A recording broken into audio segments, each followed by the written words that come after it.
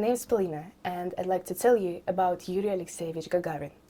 Yuri Alexeyevich Gagarin was a Soviet pilot and a cosmonaut who became the first human in space.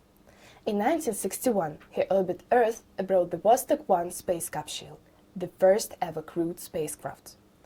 After the Soviet Union decided to launch a human being to space, a secret nationwide selection process was started. And in 1960, Gagarin was chosen, with 19 other pilots. Gagarin further selected for an elite training group known as the Sochi 6, who would make up the first cosmonauts of the Vostok program.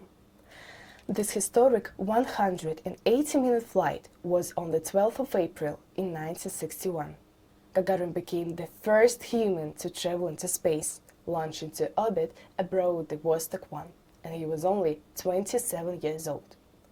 For roughly an hour, Gagarin looked down on Earth from 170 kilometers above, a view no other person had seen before.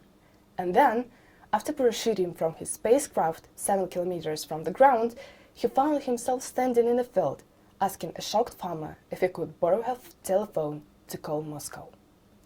Gagarin's flight was a triumph for the Soviet space program, and he became a national hero of the Soviet Union and Eastern Bloc, as well as a worldwide celebrity. Newspapers around the globe published his biography and details of his flight.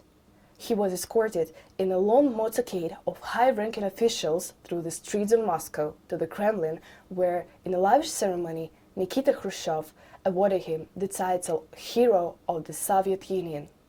Other cities in the Soviet Union also held mass demonstrations, the scale of which were second only to World War II victory parades. Gagarin's international visits were remarkable because they came at the height of the Cold War.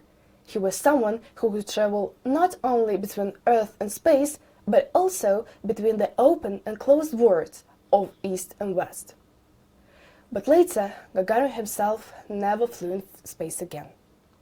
In 1962, after Vostok 1, Gagarin began serving as a coach for the future cosmonauts of the Soviet Union and was elected to the Central Committee of the Young Communist League. He later returned to Star City, the cosmonaut facility, where he spent several years working on designs for reusable spacecraft. It's even more of a tragedy then that he lost his life during a routine training flight on the 27th of March in 1968, when his plane crashed. His ashes were placed in the Kremlin wall, and a lunar crater and asteroid 7072 Gagarin are named in his honor. So, thanks for your attention, but could you answer my questions?